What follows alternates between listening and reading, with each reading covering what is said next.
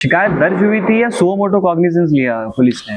Direct मुझ पे FIR ली गई रात के 3 बजे, ओके। विदाउट मुझे कोई यानी इन्फॉर्मेशन दिए। जबकि एट्रोसिटी एक्ट में ऐसा है कि आपको यानी फ्री नोटिस देना होता है और जिनके खिलाफ ये एक्ट लगते हैं उनको भी बुला करके उनके भी स्टेटमेंट लेने होते कि ये हुआ था कि नहीं हुआ था, लेकिन ऐसा कुछ भी नहीं किया गया। और वो भी 2 दिन बाद अचानक, सोचिए रात के 1 बजे कंप्लेंट करता आता है और वो 1-2 घंटे के अंदर बैठ करके एफआईआर करवा देते। ये सूचना कहाँ से मिली आपको कि आपका कुछ बिल पड़ मेरे रहा है? चाहने वाले थे, उन्होंने मुझसे कहा कि भाई हम यहाँ मौजूद है और ये प्लानिंग हो रही है कि सैफ पठान अभी घर पे सोया होगा, ये एट्रोसिटी एक्ट लगा करके उसको अरेस्ट किया जाए और 6 महीने के लिए जेल में रखा जाए, ताकि यानी फिर उसकी जो भी यानी एमआईएम है या जो भी उसको शहर का विकास है सब याद आ जाए, समझ में आ जाए और वो रुक जाए।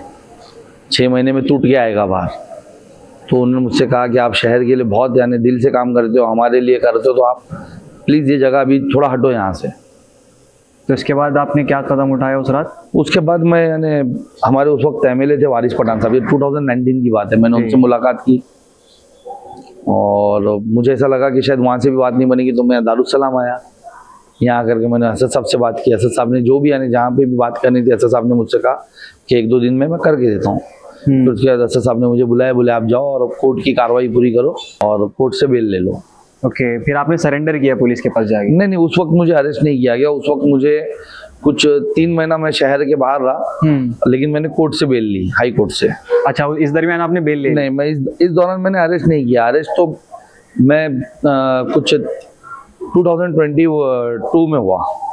ओके। ये कैसा हो गया, 2019 में मुझ पर पहला केस बनाया गया, जो मैंने ये केस था। हाँ, और वो केस चल रहा है अभी भी? मैंने उसको, हाँ अभी चल रहा है, मैंने उसको कॉश किया कोर्ट में जाकर के। ओके। क्योंकि मैंने वहाँ के सब प्रूफ्स निकाले कि ये सरकारी काम था क्या। तो मुझे पता चला कि जो एनसीपी के यानी वहाँ के प्रेसिडेंट है असेंबली के, उनके लेटर हेड पे परमिशन ली गई थी। तो ये तो सरकारी काम था नहीं कि मैं सरकारी काम रोकने आया। बिल्कुल। और एक थाने म्युनिसिपल कमिश्नर खुद का यानी सत्कार करवा नहीं सकते कोई भी काम के लिए। वो रात को 9 बजे आए थे स्टेज पे, तो वो भी यानी गलत था। फिर उसके अलावा काफ़ी जगहों से परमिशंस की मैंने आरटीआई डाल करके सब डिटेल्स निकाली, तो वो सरकारी काम नहीं थे। उस वक्त वो ऑफिसर जो जिन्होंने मुझ पर एट्रोसिटी डाली वो छुट्टी पे थे।